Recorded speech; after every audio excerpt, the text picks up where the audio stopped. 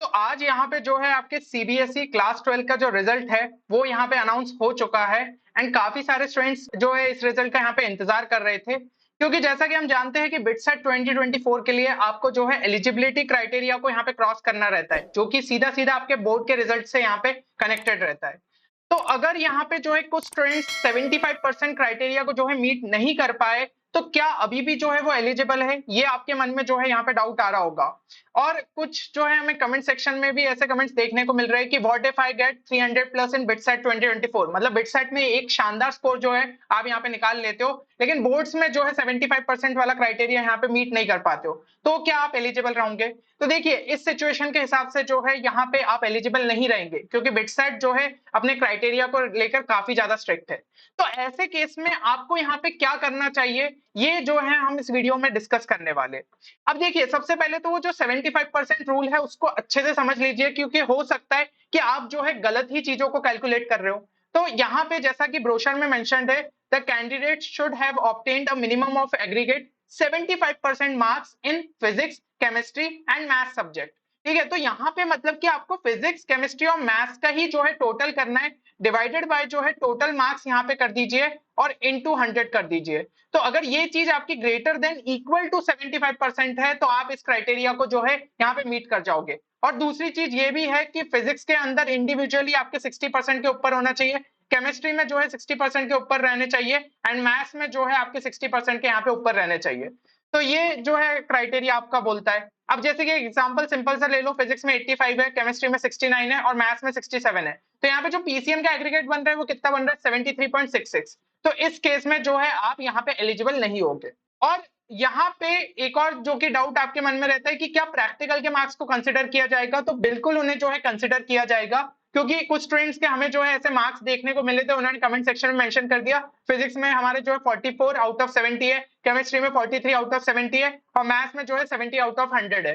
तो यहाँ पे अगर आप एग्रीगेट देखो तो भाई 165 अपॉन 240 बन रहा है, जिसके बेसिस पे जो है वो एलिजिबल नहीं है।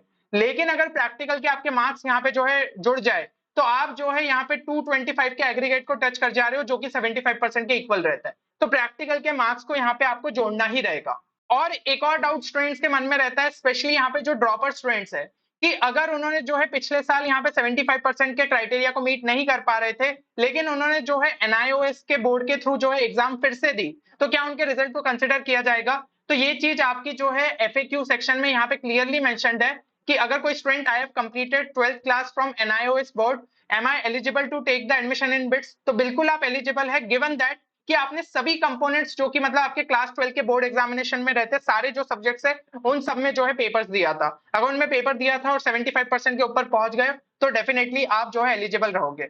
और कुछ इंपॉर्टेंट पॉइंट्स भी मैं आपको बता देता हूँ, जिसका आपको जो है यहाँ पे ध्यान रखना है कि only students who are appearing for 12th class examination in 2024, मतलब इस साल दे रहे, या फिर जो है आपने 2023 में पास कर लिया था, मतलब कि फर्स्ट टाइम ड्रॉपर, तो ये जो है ये स्टूडेंट्स यहाँ पे एलिजिबल रहेंगे बिटसेट के लिए।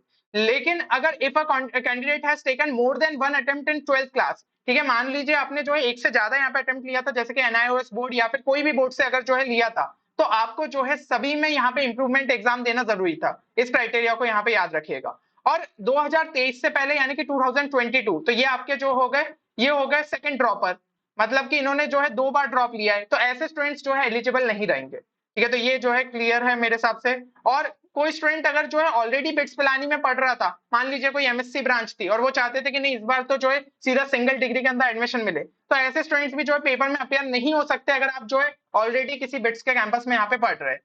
इसके अलावा और भी कुछ जो है मैं आपके डाउट्स यहाँ पे क्लियर कर देता हूँ। आई हैव 74.9% एग्रीगेट, कि कुछ स्टूडेंट्स को लगता है कि चलो भाई राउंड ऑफ हो जाएगा, तो जैसा कि मैंने आपको यहाँ पे बताया था, बिट्स इस मामले में काफी ज्यादा स्ट्रिक्ट है, आपको 75 मिनिमम या फिर 75 से ज्यादा आपको चाहिए, और बाकी 60% भी जो है आपके इंडिविजुअल सब्जेक्ट्स में रहने चाहिए। फिर I passed class 12th in 2023, I didn't get 75% aggregate in PCM, तो am I eligible if I repeat some of the subjects? अगर कुछ ही सब्जेक्ट्स रिपीट कर रहे हो तो भी आप एलिजिबल नहीं रहोगे, आपको सभी सब्जेक्ट्स के अंदर जो है इंप्रूवमेंट एग्जाम देना यहाँ पे जरूरी है ना, तो ये चीज जो है ध्यान रखिएगा। अब जो कि सबसे बड़ा सवाल आपके मन में आ रहा था कि अगर हम जो है 75% एग्रीगेट वाले को क्रॉस नहीं कर पाए, 60% मान लीजिए हमारे पीसीएम में इंडिविजुअली टच नहीं हो पाए, तो ऐसे केस में हम क्या करें? तो ऐसे केस में जो है कुछ स्टूडेंट्स यहाँ पे सोच रहे हैं कि सीबीएसई के अभी जो इंप्रूवमेंट एग्जाम है वो दे देंगे, देखिए, इम्प्रूवमेंट एग्जाम के लिए सबसे पहले तो उसके एलिजिबिलिटी क्राइटेरिया को अच्छे से समझ लेना। अगर किसी भी सब्जेक्ट में कंपार्टमेंट है, तो आप वैसे भी जो है यहाँ पे दे नहीं पाओगे, है ना? और आपको जो है एक और चीज की इम्प्रूवमेंट एग्जाम जो है जो आपके 5 मेन सब्जेक्ट रहते हैं, उसी के अंदर आप जो है दे सकते हो। और जैसा कि यहाँ पे बिटसेट का भी क्राइटेरिया है कि सभी सब्जेक्ट्स के अंदर देना है, तो क्या वो सब्जेक्ट्स आपके मैच कर रहे हैं या फिर नहीं, ये भी जो है आपको यहाँ पे ध्यान से चेक करना रहेगा। और एक और चीज जो कि आपको यहाँ पे समझने की जरूरत है कि इम्प्रूवमेंट एग्जाम के जो आपके रिजल्ट्स है, वो थोड़े से लेट आते हैं। सितंबर जो है टेंटेटिव मानते हुए चल रहे हैं, और थोड़ा सा जैसे पोर्टल पे अपडेट होगा, हमें जो है क्लैरिटी मिलेगी। जबकि यहाँ पे आपको अगर एडमिशन चाहिए बिट्स पिलानी के अंदर, तो आपके जो वो क्लास 12 के मार्क्स एंटर करवाए जाते हैं, वो आपको 30 जून के पहले करना है। मतलब कि 28 जून जो है वैसे तो मेंशन्ड है, और एडिटिंग के लिए 2 दिन का विंडो मिलता है। तो for admission to first degree programmes 2024-2025 starting in अगस्त और सितंबर, you should have your result before 28 June 2024। ये क्लियरली मेंशन्ड है वेबसाइट में एफएक्यू सेक्शन में, अगर आप जाओगे तो इससे पहले आपके हाथ में रिजल्ट नहीं होगा तो दिक्कत आ सकती है। और ऐसे केस में अगर आपको रिजल्ट का थोड़ा सा ऐसा लग रहा है कि मेरा डिले हो सकता है, तो आप जो है बिट्स एडमिनिस्ट्रेशन को एक बार मेल करके इस चीज को कंफर्म कर सकते हैं कि ये चीज जो है अलाउ रहेगी या फिर नहीं, क्या डेट थोड़ा बहुत जो है एक्सटेंड हो सकता है, तो वही जो है आपको यहाँ पे क्लैरिटी ज्यादा अच्छे से प्रोवाइड कर पाएंगे। और एक और ऑप्शन जो कि स्टूडेंट्स यहाँ पे सोच रहे हैं, जो कि बेटर ऑप्शन है यहाँ पे, जैसे कि एक स्टूडेंट ने यहाँ पे जो है कमेंट सेक्शन में मेंशन किया था कि सर पीसीएम का एग्रीगेट 74.33 आ रहा है और बिट्स के लिए 75 चाहिए, तो रीचेकिंग से कुछ फायदा हो सकता है। या फिर आई गॉट 73% इन बोर्ड्स, तो क्या 5 सब्जेक्ट में इंप्रूवमेंट देके बिट्स के लिए एलिजिबल हो सकती हूँ। तो ये 5 सब्जेक्ट वाला इंप्रूवमेंट का तो मैंने आपको समझा दिया। तो इसके लिए आपको वही डेट्स वाला जो है चक्कर फंस रहा है, लेकिन जो रीचेकिंग वाला है वो मैं आपको थोड़ा सा यहाँ पे क्लियर कर दूं। तो रीएवैल्यूएशन का जो ये क्राइटेरिया है, इसके लिए आप जरूर से यहाँ पे अप्लाई कर सकते हैं अगर 1 या 2 नंबर की जो है कमी पड़ रही है, जो कि कई स्टूडेंट्स के साथ यहाँ पे होता है, और हर साल स्टूडेंट्स यहाँ पे देते हैं फिर रीएवैल्यूएशन के लिए।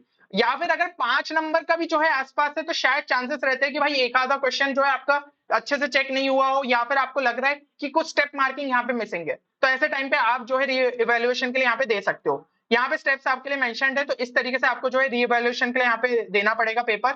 और अगर हम जो है थोड़ा सा डेट्स को यहाँ पे देख ले, तो आप देख सकते हैं क्लास 12 के लिए इस तरीके से अप्लाई करना रहेगा 17 मई से लेकर 21 मई के बीच में। फिर आपको जो है यहाँ पे फोटोकॉपी के लिए अप्लाई करना पड़ेगा 1 जून से लेकर 2 जून के बीच में, और फिर रीएवैल्यूएशन के लिए यहाँ पे करना पड़ेगा 6 जून से लेकर 7 जून के बीच में। तो यहाँ पे ये आपकी डेट्स मेंशन्ड है। अब जब आप यहाँ पे रीएवैल्यूएशन के लिए जो है अप्लाई करोगे, उसके 2 से 3 हफ्ते लग जाते हैं आपके जो है क्लास 12 के रीवैल्यूएशन के रिजल्ट के। तो ये रीवैल्यूएशन वाला जो पार्ट है वो थोड़ा सा टाइम टेकिंग हो सकता है। तो अब क्या वही चीज आ जाती है कि वो 28 जून वाली चीज को जो है आप यहाँ पे मीट करोगे या फिर नहीं। तो इसके लिए भी थोड़ा सा आपको जो है वहां पे डेट का ही जो है चक्कर पड़ेगा। बाकी आप जो है रीवैल्यूएशन के लिए यहाँ पे जरूर से डाल सकते हैं, क्योंकि इससे आपके मार्क्स बढ़ने के चांसेस थोड़े बहुत रहते हैं। और एक और चीज जो कि मान लीजिए यहाँ पे लास्ट चीज बचती है कि भाई अगर रीवैल्यूएशन का भी नहीं लग रहा है कि इतने ज्यादा नंबर बढ़ पाएंगे, तो ऐसे केस में इंप्रूवमेंट एग्जाम ही आपके लिए जो है आखिरी चीज बचती है।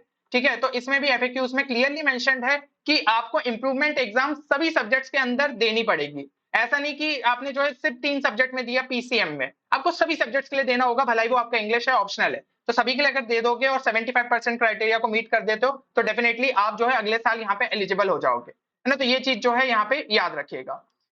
तो यहाँ पे फाइनली अगर मैं आपको एक सिंपल सा जो है कंक्लूजन देना चाहूँ, तो एक चीज जो कि आपको ध्यान रखनी चाहिए कि अगर आपने बिटसेट 2024 का एप्लीकेशन फॉर्म भर दिया था, तो आपको डेफिनेटली यहाँ पे एग्जाम में अपीयर होना चाहिए, क्योंकि एग्जाम की फीस जो है नॉन रिफंडेबल है। जब भाई पैसा आपको यहाँ पे कोई वापस मिलेगा नहीं, और वो सही भी चीज है ना, क्योंकि आप थोड़ा सा दिमाग में लेके सेट करते हुए चली रहे होगे कि आप 75% के क्राइटेरिया को मीट कर रहे हो, तभी आपने जो है बिटसेट का फॉर्म भरा था।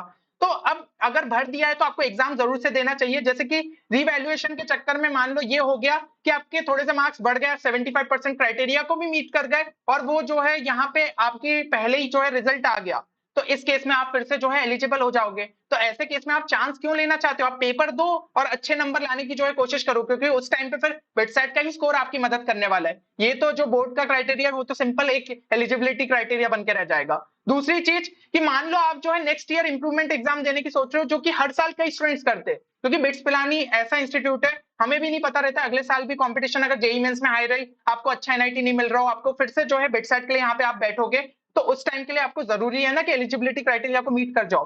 तो ऐसे केस में जो है क्या हो सकता है कि आपको कम से कम एग्जाम का एक्सपीरियंस पहले से मिल जाएगा, आपको समझ में आ जाएगा लेवल ऑफ डिफिकल्टी इस हिसाब से आती है। मान लो इस बार आप जो है 260 270 का स्कोर ले आते हो तो आप अपने पेरेंट्स को कन्विंस कर पाओगे ड्रॉप के लिए कि मेरा स्कोर जो है अच्छा आया है, अगले साल हो सकता है मैं तो आराम से 300 प्लस तक भी पहुंचा सकता हूँ। पर 75% क्राइटेरिया को भी आप जो है इंप्रूवमेंट एग्जाम देके मीट कर देना, तो डेफिनेटली नेक्स्ट ईयर जो है आपको एक बहुत ही बढ़िया ब्रांच मिल सकती है बिट्स पिलानी में।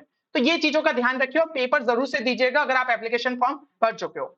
तो सभी को जो है मैं यहाँ पे ऑल द बेस्ट कहना चाहूंगा जिनका भी अभी जो है फर्स्ट अटेम्प्ट में पेपर है, क्योंकि काफी कम टाइम बचा है ना। तो प्रॉपर तरीके से यहाँ पे तैयारी करिए, मॉक टेस्ट ज्यादा से ज्यादा प्रैक्टिस करें। अगर नहीं समझ में आ रहा है कहाँ से रेलिवेंट मॉक टेस्ट प्रैक्टिस करें, तो सिंपली हमारी वेबसाइट 10qchallenge.in पे आप विजिट कर सकते हैं। वहां पे आपको जो है यहाँ पे mock test set of 5, set of 10, set of 20 में आपके लिए अवेलेबल है। इसके अलावा हमारा जो है एलआर एंड इंग्लिश का भी यहाँ पे आपके लिए स्पेसिफिक कोर्स अवेलेबल है, क्योंकि ये सेक्शन 90 मार्क्स का आता है और इसमें हमें बिल्कुल भी रिस्क नहीं लेना है। कई स्टूडेंट्स को मैंने देखा है कि इस सेक्शन की वजह से जो है बिटसेट में स्कोर कम रह जाता है। तो डेफिनेटली इसको भी जो है जरूर से आप चेक कर सकते हैं, डिस्क्रिप्शन में इसकी भी जो है आपको लिंक मिल जाएगी। चलिए, तो उम्मीद करता हूं कि आपको ये वीडियो जो है बेनिफिशियल रहेगा। बाकी मिलते हैं अगले वीडियो में, तब तक के लिए take care and good bye.